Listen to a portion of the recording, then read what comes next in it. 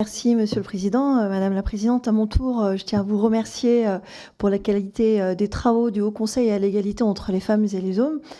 J'aimerais vous interroger sur les inégalités professionnelles entre les hommes et les femmes qui s'accroissent à l'arrivée d'un enfant et qui se poursuivent durant leur vie professionnelle. Les chiffres parlent d'eux-mêmes. 7 femmes sur 10 estiment qu'être mère est un frein à leur carrière. 25% des femmes se déclarent discriminées au travail. Et estiment que cette discrimination est liée à leur maternité ou au congé maternité.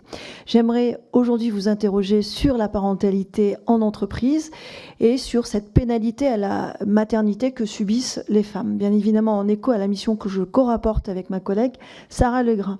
Face à ces chiffres, certaines entreprises mettent en place des adaptations permettant de faciliter la conciliation entre la vie professionnelle et la vie personnelle, mais elles sont encore trop peu nombreuses et les dispositifs législatifs n'encadrent pas suffisamment cette parentalité pour les salariés en entreprise. Alors, selon vous, quels sont les leviers pour inciter les entreprises à mieux intégrer les contraintes de la parentalité dans l'organisation du travail de leurs salariés, hommes et femmes?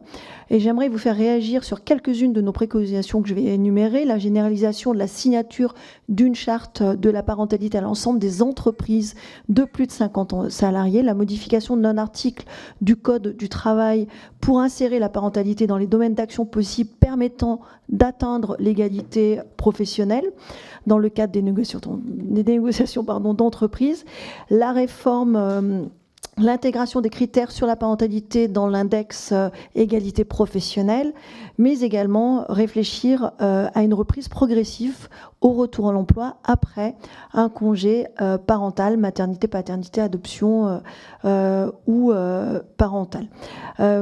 Se pose également la question, et cela a déjà été rappelé par ma co-rapporteure, nous appelons de nos voeux à une réforme ambitieuse des congés liés à la naissance d'un enfant. C'est un levier indispensable et incontournable de l'égalité dans la parentalité. Alors que pensez-vous des propositions que nous allons formuler dans notre rapport, porter progressivement le congé paternité à 16 semaines, soit à égalité du congé maternité, et puis la réduction du congé parental, un congé parental qui serait mieux rémunéré avec des périodes non cumulables avec entre les deux parents pour pouvoir justement apprendre aux pères à être autonomes dans leur parentalité. Merci.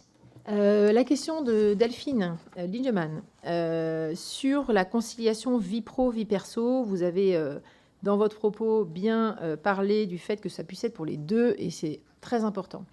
C'est toujours délicat. Moi, quand j'essaye, je vous ai dit, depuis que je suis à la présidence du Haut Conseil d'égalité, je souhaite évidemment aller dans les territoires, mais aussi parler à tous les publics. Je suis intervenue nombreuses fois dans le milieu scolaire, lycée, université, école, etc., parce que ça m'intéresse énormément. Et puis, je trouve que ce public c'est réjouissant de parler auprès de la jeunesse, mais aussi d'aller auprès des entreprises. Je pense qu'il faut parler à tout le monde. Les entreprises qui me sollicitent, quoi, un vrai projet d'aller faire quelque chose auprès de leur cadre, etc. Et ce sera le cas notamment, je vais au sein d'une entreprise autour de Paris demain matin pour intervenir notamment pendant 2 heures auprès de cadres dirigeants. Et je vous parle de ça parce qu'en fait, très souvent, quand on aborde ce sujet de la parentalité et d'action de l'entreprise, elle veut souvent bien faire, mais en fait, elle se retrouve très maladroite parce qu'elle finit par dire on va agir pour les mamans.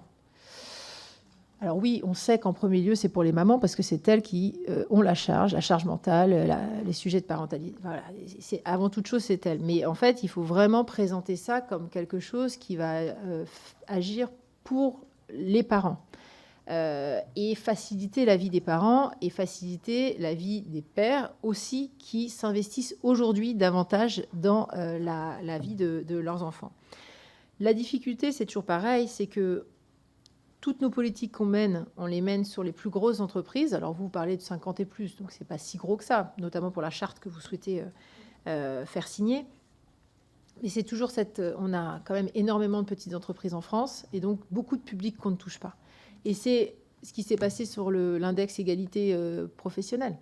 On a mis en place, alors il est perfectible, il y a énormément de choses, il y a des choses qui doivent changer, il y a la directive européenne qui arrive aussi, etc. Donc il y a beaucoup de choses à améliorer sur ce dispositif qui concerne les plus grosses entreprises, mais quid des plus petites? Et on voit en plus que les disparités sont très importantes dans les plus petites boîtes, Et, et du coup, c'est des profils qui sont souvent les plus éloignés de l'implication dans la parentalité. Donc, c'est là où il faut quand même que on réfléchisse peut-être autrement. Et c'est réfléchir à comment on embarque toutes les entreprises et non pas uniquement que les plus grosses. Donc, moi, je vais suivre avec évidemment beaucoup d'attention ce que vous proposez. J'ai déjà répondu sur le congé paternité de 16 semaines. Et puis, évidemment, les chartes, c'est toujours bon. Ça engage de toute façon. Après, voilà, quid du résultat. Moi, je pense qu'en fait, sur un certain nombre de politiques, je crois qu'il faut insister pour qu'il y ait des sanctions. Quand il y a des lois qui précisent des sanctions en cas de manquement, c'est anormal de ne pas le faire. Et moi, j'avais fait part de une forme de mécontentement quand je suis intervenue au Haut Conseil aux rémunérations, dont le HCE est membre. On ne peut pas avoir aussi peu de sanctions sur la non-application d'un certain nombre d'entreprises de l'index Pénicaud. Ce n'est pas possible.